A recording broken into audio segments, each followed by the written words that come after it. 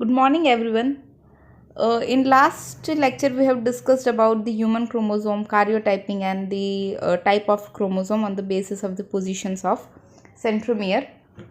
In today's lecture, we are going to discuss about giant chromosome. There are two types of giant chromosome in your syllabus, that is polytene chromosome and lamp brush chromosome.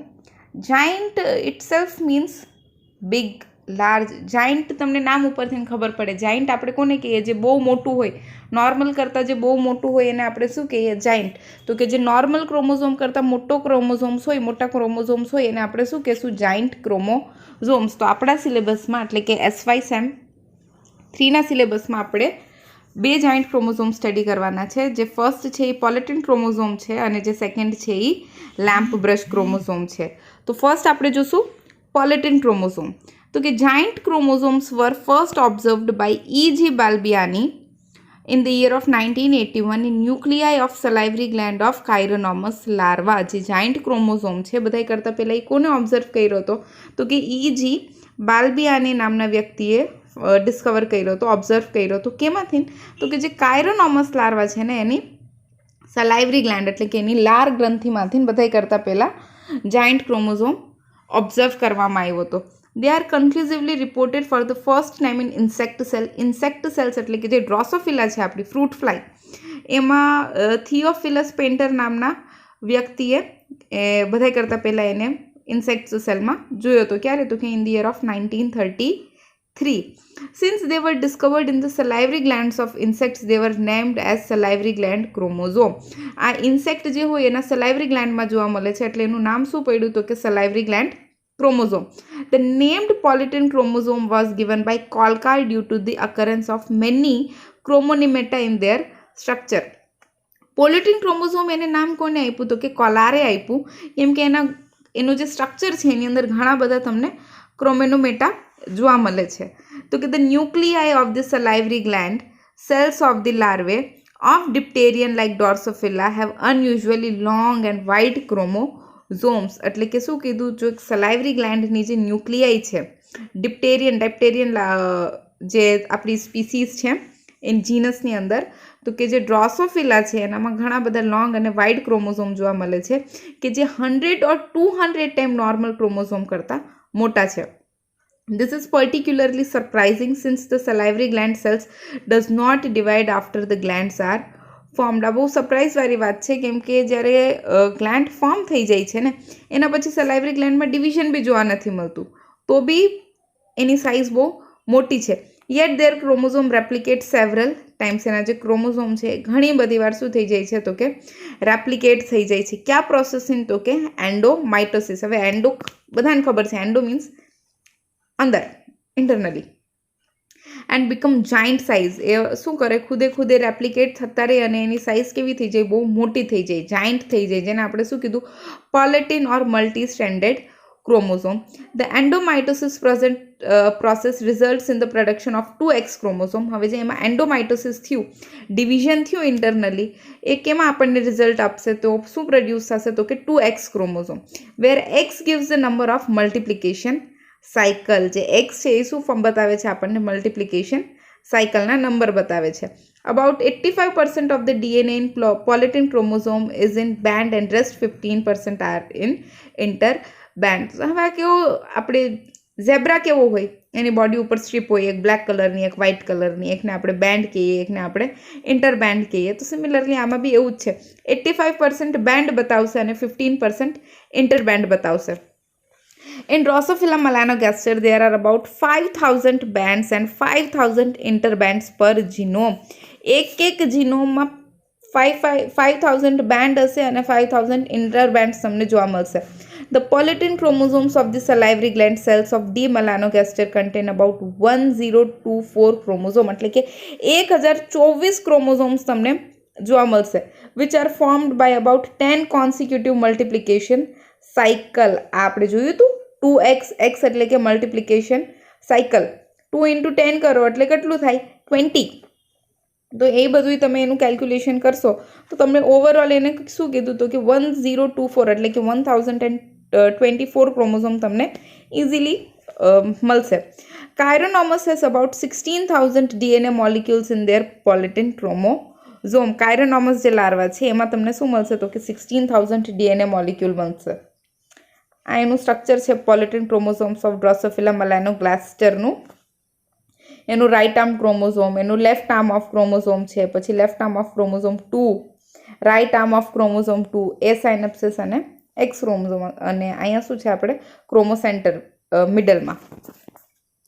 Each polytin chromosome is transversely striated by alternating bands with interband region. હવે જે પોલિટિન chromosome છે ને ટ્રાન્સવર્સલી એટલે કે જ્યારે તમે એને transfer સેક્શન્સમાં તમે જો તો તમને એ સ્ટ્રાઇટેડ જોવા મળશે, બેન્ડવાળું જોવા મળશે. એમાં અલ્ટરનેટ અને એન્ટરબેન્ડના regions હશે. The band take an intense stain flugen while the interband region stain less intensely. જો હવે જે બેન્ડ હશે ને એનો કલર ડાર્ક હશે કેમ કે એ વધારે સ્ટેન લેશે, અને જે ઇન્ટરબેન્ડ હશે ને એ ઓછો સ્ટેન લેશે. The bands have chromomere arranged at right angles to the long axis of the chromosome. હવે જે બેન્ડ પાર્ટ આવ્યું એની અંદર તમને બીજું શું જોવા મળશે તો કે ક્રોમોમિયર્સ જોવા મળશે રાઇટ એંગલના ફોર્મમાં. The band actually represents the region of tightly coil of the chromonema. એટલે કે જે બેન્ડ છે એ શું રિપ્રેઝેન્ટ કરે છે તો કે જે ક્રોમોનેમા છે એનો જે પાર્ટ છે ક્રોમોનેમા પાર્ટ એમાં વધારે હશે, ટાઇટલી એ કોઇલ હશે. The bands have a high DNA content. ક્રોમોનેમા વધારે છે એટલે કે એમાં ડીએનએનું કન્ટેન્ટ બી કેવું છે તો કે વધારે છે. The interband stand lightly and they are negative to Felgen stain. હવે જે બેન્ડ પાર્ટ જે હશે એનો કલર કેવો આવશે વધારે આવશે, બટ જે એન્ટરબેન્ડ હશે એનો સ્ટેનનો કલર કેવો આવશે લાઇટ આવશે કેમ કે એ નેગેટિવ છે ફ્લ્યુજન સ્ટેન માટે, indicating a low concentration of DNA, અને એમાં ડીએનએનું કન્સન્ટ્રેશન બી કેવું હશે લો હશે. The chromonema in the interband region is less coiled, અને જે ઇન્ટરબેન્ડની અંદર ક્રોમોનેમા હશે એ બી કેવું હશે એના બહુ કોઇલિંગ તમને જોવા નહીં મળે. જો આ જે ક્રોમોઝોમ પફ છે ને એ હું તમને આગળ એક્સપ્લેન કરું, એ બહુ ઇમ્પોર્ટન્ટ છે, એ પિક્યુલારિટી છે, સ્પેશિયાલિટી છે. પછી એમઆરએનએ આવ્યું, ક્રોમોનિમેટા આવ્યું, ડાર્ક બેન્ડ અને એન્ટરબેન્ડ. There are certain structure associated with the bands in the giant chromosome called chromosome puff or Balbiani rings. હવે તમને અમુક સ્ટ્રક્ચર જોવા મળશે બેન્ડમાં, જાયન્ટ ક્રોમોઝોમમાં, એને આપણે શું કહીશું ક્રોમોઝોમ પફ ઓર બાલ્બિયાની રિંગ. એ કેવા હોય તો કે સોજેલા પાર્ટ તમને સોજેલું જેવું દેખાય, એકદમ બાકી કરતાં થોડુંક સ્ટ્રક્ચર દેખાય. The swelling in bands at certain stages are given the name chromosome puff. These chromosome puffs are associated with the metabolic activities and represent areas of active RNA synthesis. એટલે કે તમને ક્રોમોઝોમ પફ ક્યાં દેખાશે તો કે જ્યાં આરએનએનું synthesis બહુ વધારે થતું હશે ત્યાં તમને ક્રોમોઝોમ પફ દેખાશે. According to Bierman and Bahar in 1954, the coils in the puff region open out to form many loops. હવે જે કોઇલ્સ છે એ પફ રિજનની અંદર ક્યારેક ક્યારેક ખુલી જાય અને ઘણા બધા લૂપ ફોર્મ કરે છે. The larger chromosome puffs are called Balbiani rings and they show a high DNA and mRNA content. હવે જે ક્રોમોઝોમ પફ હશે, લાર્જર ક્રોમોઝોમ પફ હશે એને આપણે શું કીધું બાલ્બિયાની રિંગ કીધું, જે શું ડિનોટ કરશે કે એમાં ડીએનએનો અને ડીએનએ એન્ડ એમઆરએનો કન્ટેન્ટ કેવો હશે એમાં બહુ વધારે હશે. તો ફર્સ્ટ આપણે કયું જોયું તો કે પોલિટિન ક્રોમોઝોમ ડ્રોસોફિલા મેલાનોગ્લાસ્ટરને સલાઇવરી ગ્લેન્ડમાં તમને એ વસ્તુ જોવા મળે છે. હવે સેકન્ડ જાયન્ટ ક્રોમોઝોમ આવ્યો આપણે લેમ્પ બ્રશ ક્રોમોઝોમ. હવે જે લેમ્પ બ્રશ ક્રોમોઝોમ છે ને એ કેમાં જોવા મળ્યો તો કે ઉસાઇટ ઓફ ફિશના ઉસાઇટમાં, એમ્ફિબિયાના, રેપ્ટાઇલ્સ, એવ્સ, સેપિયા, આ કાઇનોડર્મેટાના એ બધાના ઉસાઇટ્સની અંદર આપણને લેમ્પ બ્રશ ક્રોમોઝોમ જોવા મળ્યો હતો. Lamp brush chromosomes are found in the oocytes of fish, amphibians, reptiles, aves and also in sepia જે મોલસ્કામાં આવે છે, અકાઇનસ્ટર એટલે કે અકાઇનોડર્મેટા. They appeared like brushes used for cleaning lamp, hence named lamp brush chromosome. આનું નામ લેમ્પ બ્રશ ક્રોમોઝોમ શું કરવા પાડવામાં આવ્યું કેમ કે આની જે અપિયરન્સ છે, આનું જે લુક છે એ કેના જેવું લાગે તો કે લેમ્પને ક્લીન કરવા માટે જે આપણે બ્રશ યુઝ કરીએ ને એના જેવું લાગે. These are very large and are characterized by the loop arising out of the main axis laterally. આ બહુ મોટા હોય અને આની કેરેક્ટરિસ્ટિક્સ કેવું છે તો કે આનામાં લૂપ પ્રેઝન્ટ હોય, એની જે મેઇન એક્સિસ છે એની સાઈડમાં, લેટરલી મીન્સ સાઇડવર્ડ, એમાં ઘણા બધા તમને લૂપ્સ જોવા મળશે. Lamp brush chromosome discovered first by Flemming in 1882. Flemming નામના સાયન્ટિસ્ટે ફર્સ્ટ ઓફ ઓલ આને 1882માં ડિસ્કવર્ડ કર્યા હતા. કેમાંથી? તો કે જે સેલામેન્ડર હોય છે, એમ્ફિબિયન સેલામેન્ડર હોય છે, એના ઉસાઇટમાંથી. ફર્ધર એની જે આખી સ્ટડી હતી એ જે રકેલ્ટે 1892માં કરી હતી, કેની અંદર? તો કે ઉસાઇટ્સ ઓફ શાર્કમાં.